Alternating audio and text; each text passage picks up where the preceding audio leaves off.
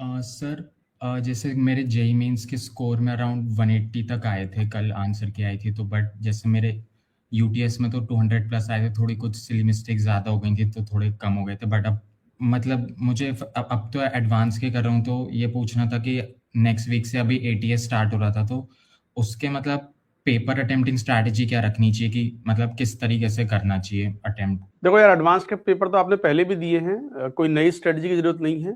तरीका वही है, टाइम बाउंड पेपर होगा, सब्जेक्ट अपने हिसाब से चूज करो कि कौन सा पहले लेना है। सीपीएम करना है, सीएमपी करना है या पीसीएम करना है, this is purely personal choice of the students. जिसमें मोस्ट कंफर्टेबल हो वो क्वेश्चन करने होते हैं तीनों ही सब्जेक्ट में। 2 राउंड में पेपर करना ज्यादा प्रिफर्ड होता है। पहले राउंड में सबसे इजी वाले क्वेश्चन अच्छे लगे, तीनों सब्जेक्ट टच हो जाएं। सेकंड राउंड में फिर वो थोड़े मॉडरेट वाले क्वेश्चन, टफ वाले क्वेश्चन छोड़ने ही होते हैं। मतलब ये जो जेई मेन में स्ट्रेटजी फॉलो करते हो, the same thing you have to follow here.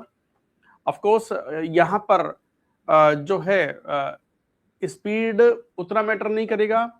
यहाँ पर आपके conceptual integrity will be checked, तो वो चीज ज्यादा इंपॉर्टेंट है। जेई मेन में 50% मार्क्स काफी कम माने जाते हैं, एडवांस में 50% मार्क्स अच्छे मान ठीक ठाक माने जाते हैं। तो there is a difference between these two type of papers. Attempt करो, यू विल लर्न। हाँ सर, जैसे मेरा सीक्वेंस तो फिक्स्ड है कि मैं सीपीएम ही करता हूँ, बट जैसे ये पूछना था कि जैसे पहले राउंड में कुछ जो इजी वाले होते हैं वो तो करते हैं, बट जैसे कुछ मॉडरेट हैं वो लग रहा है कि हो सकते हैं, बट थोड़ा टाइम लगेगा, तो एडवांस के पेपर में टाइम होता है तो उनको फर्स्ट राउंड में थोड़ा मॉडरेट वाले कर सकते हैं क्या? मैं प्रेफर करता हूँ सेकेंड राउंड के लिए। हाँ, फिर ऐसे फर्स्ट राउंड काफ़ी जल्दी हो जाएगा, बट सारी काफ़ी कम टाइम में ही तीनों सब्जेक्ट का कम ही बनेंगे क्योंकि जो इजी वाले होंगे। हाँ नहीं, इजी का मतलब ऐसा नहीं है, जिन क्वेश्चंस में थोड़ा हल्का फुल्का सोचना पड़ रहा है और गिवन पीरियड ऑफ टाइम में जो फिनिश हो सकता हो। अब मान लो कोई क्वेश्चन 3 मिनट मिल रहा है, मान लो। अब मान लो 60 मिनट के लिए 18 क्वेश्चन आएंगे, तो 3.5 मिनट मान लो मिल रहे हैं क्वेश्चन के लिए। और 3 से 4 मिनट में क्वेश्चन अगर हो पा रहा है और लग रहा है 4.5 मिनट 5 मिनट तक में भी हो जाएगा, तो पहले राउंड में करना चाहिए भाई। कोई क्वेश्चन में 6 मिनट लग सकते हैं, अनसर्टेनिटीज हैं, तो that should be kept for the second round. और एनालिसिस का जैसे फ्रेमवर्क क्या रखना चाहिए कि 3 घंटे के पेपर के एनालिसिस में 1.5 घंटा लगता ही है, 2 घंटे भी लग सकते हैं, because you have to attempt those question that you could not do.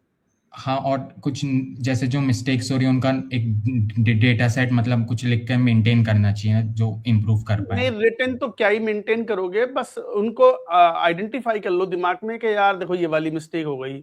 तो अब इतना इन्वॉल्व हो तुम पढ़ाई में, एकदम टच में हो, तो ऐसा लिखने की जरूरत नहीं है। ऑटोमेटिकली इस तरह की मिस्टेक्स कॉन्शियसली फिर कम हो जाएंगी अगले एग्जाम्स में।